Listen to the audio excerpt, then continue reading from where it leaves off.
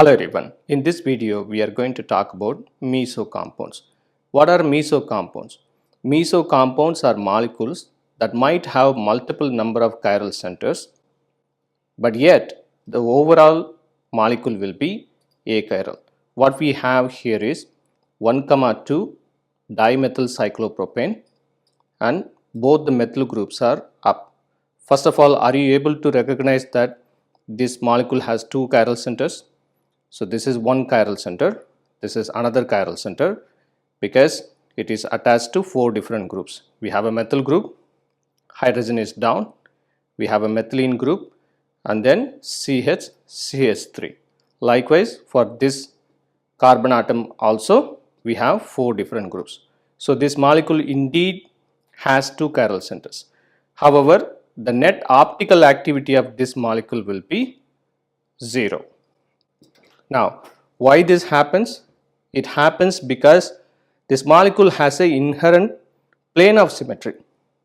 So, if you cut the molecule exactly like this, then half of the molecule is a mirror image for the other half of the molecule. So, just we need to cut the molecule into half right here, then half of the molecule will be the mirror image for other half. Now, normally when we have a chiral molecule like this, and let's say this is the mirror image, we can't superimpose these two no matter how we rotate the molecule. We can't exactly superimpose one top of the other no matter how we rotate the molecule. So these two are called enantiomers, but in this case we can superimpose them. So let's say we have this molecule and the mirror image of this molecule will look like this. That's exactly what we have here. Now if you rotate 180 degree this molecule, then this one and this one are one and the same, and we can exactly superimpose one on top of the other. Even if both the methyl groups are down like this molecule and this molecule are one and the same, because we can once again rotate 190 degree like this and then turn the molecule like this, and then we can still superimpose. So therefore these molecules are achiral. All achiral molecules are not meso compounds, but all meso compounds are achiral. Now, how do we represent these molecules on paper? On paper, we represent the molecule this way. That's the cyclopropane ring, and then one wedge, and then another wedge. This means that both the methyl groups are up. What if it is down? If it is down, let's say like this, then that time we represent the molecule this way.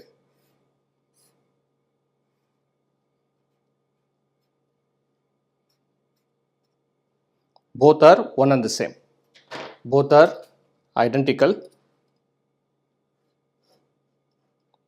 because it is meso, they are identical and they are achiral.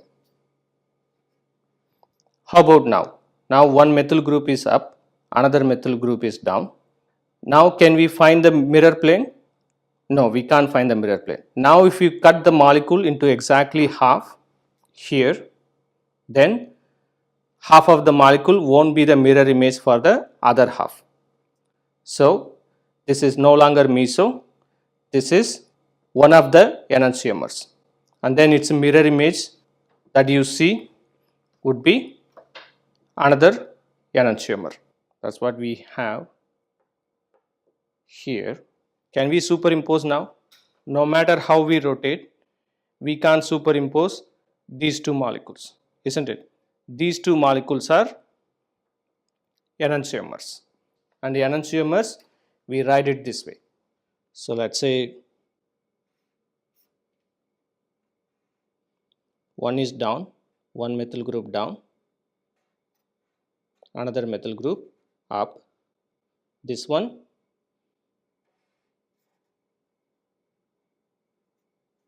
and this one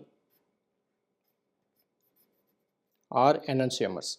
Because if you rotate 180 degree, what will happen? This will come here. So therefore, these two molecules are enantiomers. They are not identical.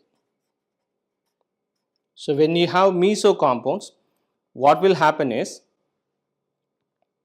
instead of having 4 stereoisomers, because the number of stereoisomer is 2 to the power n, where n is the number of chiral centers. So we are basically expecting 4 stereoisomers. However, when we have mesomers, what will happen is we will get only 3 stereoisomers, because even though n value is 2, we don't get 4 in the case of mesomers.